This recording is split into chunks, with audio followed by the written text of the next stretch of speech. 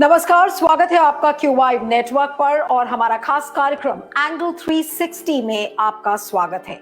एक खबर जो बहुत ज्यादा इस समय गर्म है वो है हिंडनबर्ग रिसर्च की रिपोर्ट, जिसने ये कहा है कि अदानी समूह की जो कंपनी है उसने फ्रॉड किया है, उसने मैनिपुलेशन किया है, अपनी वैल्यू को बढ़ाया है और इसको लेकर बाकायदा कई पेजेस की एक लंबी चौड़ी रिपोर्ट तैयार की, जिसके बाद अदानी ग्रुप को एक बड़ा धक्का लगा और उन्होंने 2 या 3 दिन लिया और एक 413 पेजेस की एक रिपोर्ट तैयार की। हिंडन रिसर्च ने उनको 88 क्वेश्चंस बनाकर दिए थे कि आप अगर पारदर्शी हैं और अगर सब कुछ ठीक है तो उन सारे सवालों का आप जवाब दे दें।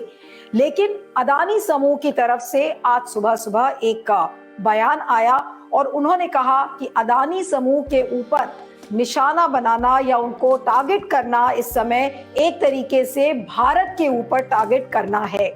लेकिन हिंडन रिसर्च माना नहीं और उन्होंने कहा कि उनके पास प्रूफ है इस बात को लेकर कि मैनिपुलेट किया गया है, फ्रॉड भी किया है। और हिंडन रिसर्च ने ये कहा कि अदानी समूह राष्ट्रवाद की आड़ में देश को लूटने का काम कर रहा है। A fraud is a fraud, बिल्कुल क्लियर शब्दों में हिंडन रिसर्च ने इस बात को कहा है। तो एक छोटा समूह हिंडन रिसर्च का बहुत बड़ा समूह नहीं है और अगर वो इस बात को इतनी पुरजोर तरीके से कह रहा है तो यहाँ पर बहुत गंभीर सवाल खड़े होते हैं। सवाल हमारी अर्थव्यवस्था के ऊपर खड़े होते हैं कि क्या होगा।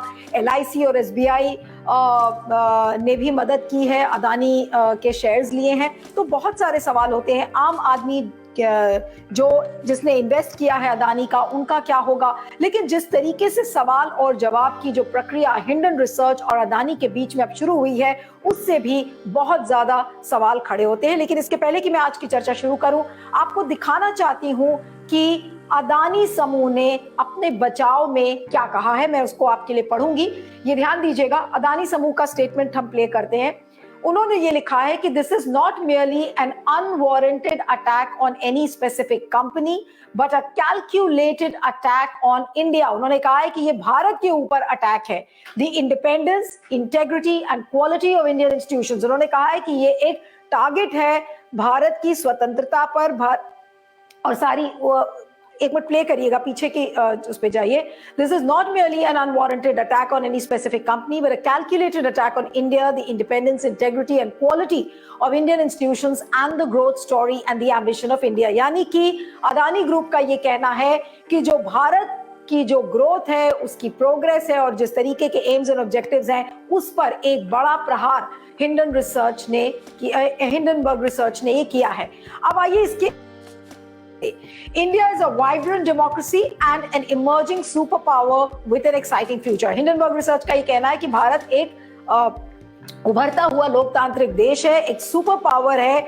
यानी कि उनके कहने का मतलब यह है कि भारत का फ्यूचर केवल अदानी से ही जुड़ा हुआ नहीं है। अब आगे चलते हैं और पढ़ते हैं उन्होंने क्या कहा है। ये बहुत महत्वपूर्ण है, इसकी बहुत गंभीर सवाल इस समय सामने है देश के। और जिस तरीके से हिंडनबर्ग रिसर्च ने इस बात को बिल्कुल साफ शब्दों में कहा है कि जिस तरीके से अदानी ग्रुप को सवाल के जवाब देने चाहिए थे उन्होंने नहीं दिए हैं।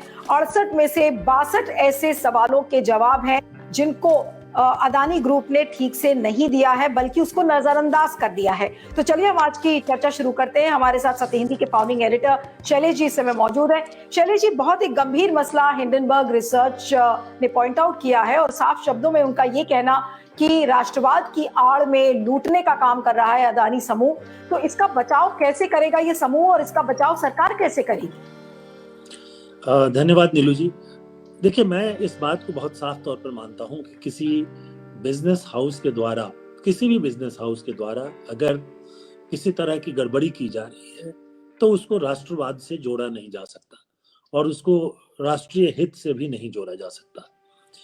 ये नहीं कहा जा सकता है कि हमने जो गड़बड़ी की है वो राष्ट्रहित के लिए किया है, देश के लोगों के लिए किया है। ये बिल्कुल गलत है। उसके साथ ही मैं ये भी कहूँगा कि हिंडनबर्ग और इस तरह के बहुत सारे रिपोर्ट्स जो आती रहती हैं और ये जो है जहाँ की ये संस्थाएं हैं, जिन देशों की संस्थाएं हैं, अमेरिका और यूरोप, उनके इंटरेस्ट को देखती हैं। तो उनके इंटरेस्ट में ही काम करती है। इसलिए हम आंख मूंद करके इसको मान नहीं सकते कि जो कुछ आ रहा है अडानी ग्रुप के बारे में वो सब सही है। लेकिन यहाँ पर जरूरी बात यह है कि सरकार इसको नोटिस ले और उसके बाद जितनी जांच संभव है वो जांच कराए और एक व्हाइट पेपर साफ साफ तौर पर सामने रखे।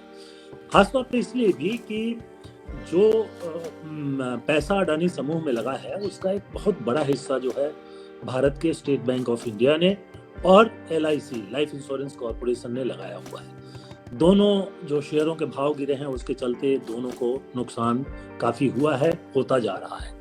तो ये दोनों जनता का पैसा है, सरकारी पैसा है और इसलिए जनता को ये अधिकार है कि वो सरकार से पूछे कि जो कुछ कहा जा रहा है उसमें कितनी सच्चाई है।